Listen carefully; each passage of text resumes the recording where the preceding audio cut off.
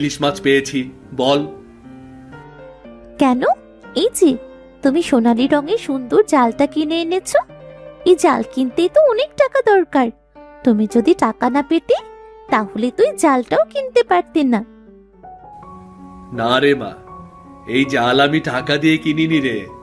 একজন আমাকে এই জালটা উপহার হিসেবে দিয়েছে রে মা। তোমাকে আবার কে জাল উপহার দিল? তোমাকে উপহার দেবার মতন মানুষ এই পৃথিবীতে আছে নাকি? হাসালে তুমি। সব সময় বাবাকে এমন খোঁচা দিয়ে কথা বলুন না মা। আমরা গরিব হতে পারি, তাই বলে কি বাবার কোনো বন্ধু থাকতে পারে না যে বাবাকে একটা জাল উপহার দিতে পারে? সময় হলে আমি তোদেরকে সব কিছু খুলে বলবো রে মা, কিন্তু মনে রাখিস আমাদের সংসারে সুদিন আসতে চলেছে রে। আর কোনো অভাব থাকবে না। এবার তোকে ভালো একটা ঘরে বিয়ে দেব রে। এখন তুই যা মা, ভালো করে এই ইলিশ মাছটা ভাজি কর। আজকে রাতে সবাই একসাথে খেতে বসবো।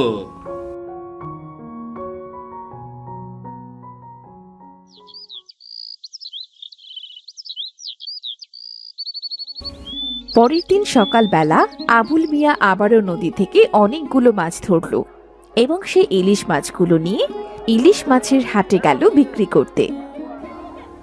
মাছ নেবেন? মাছ, বড় বড় মাছ আছে।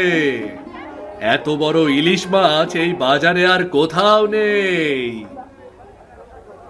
কি ব্যাপার আবুল ভাই, কতদিন ধরে দেখছি বাজারে তুমি সবচেয়ে বড় এবং সবচেয়ে বেশি ইলিশ মাছ বিক্রি করছো। একা একা এতগুলো মাছ কি করে ধরছো তুমি? এটাই তো আমরা কেউ বুঝতে পারছি না গো।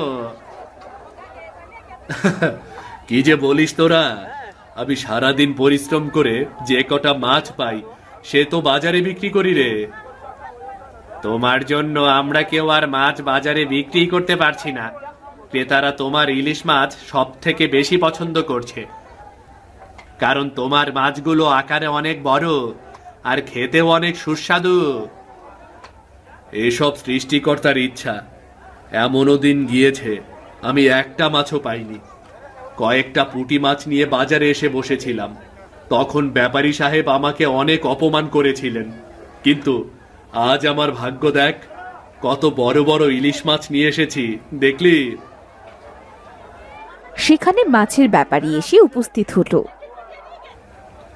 কিরে আবুল, তুই কি আলাদিনের চারাক পেয়েছিস নাকি রে? প্রতিদিন এতগুলো ইলিশ মাছ নিয়ে আসছিস। কি যে বলেন ব্যাপারী সাহেব, আলাদিনের চারাক কোথায় পাবো? এসব আমার পরিশ্রমের ফল। আচ্ছা বাবা, আচ্ছা ঠিক আছে, আজকে তুই সবগুলো মাছ আমার কাছেই বিক্রি কর। আমি তোকে নগদ টাকা দিয়ে দিচ্ছি। তোকে আর কষ্ট করে বাজারে বসে মাছ বিক্রি করতে হবে না। আরে ব্যাপারী সাহেব, আপনি শুধু ওর কাছ থেকে মাছ কিনছেন আর আমাদের কাছ থেকে একটা মাছও নিচ্ছেন না। এভাবে আমরা সবাই তো বিপদে পড়ে যাচ্ছি। আবুলের ইলিশ মাছ আর তোমাদের মাছের মধ্যে অনেক পার্থক্য। দেখতে পাচ্ছ না ওর মাছগুলো কি বিশাল আকৃতির? দেখে মনে হচ্ছে নদীর অনেক গভীরের মাছ, আর খেতেও অনেক সুস্বাদু। জানি না আবুল ভাই কোন মন্ত্র বলে এত বড় বড় মাছ ধরছে। এভাবে যদি চলতে থাকে তাহলে আমরা সাধারণ মাঝিরা তো না খেয়ে মরে যাব।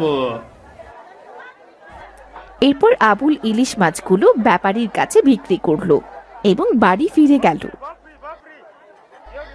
আবুল যখন মাছ বিক্রি করে চলে যাচ্ছিল তখন ব্যাপারী আর রাজু নিজেদের মধ্যে কথা বলতে থাকে। আমার কাছে ব্যাপারটা খুব সাধারণ মনে হচ্ছে না। মনে হয় ও কিছু একটা লুকোচ্ছে। প্রতিদিন এত এত মাছ, এটা কোনো সাধারণ বিষয় না ব্যাপারী সাহেব।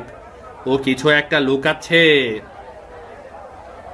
আর বলিস না রে, কয়েকদিন আগেও এখানে পুঁটি মাছ নিয়ে বসেছিল। আমি ওকে এখান থেকে তাড়িয়ে দিয়েছিলাম। কি থেকে যে কি হয়ে গেল, একেবারে বড় বড় ইলিশ মাছ নিয়ে আসে ও। কি যে করেছে কে জানে। না না না না না, ব্যাপারটা আমাকে জানতেই হবে। আমি আজ রাতের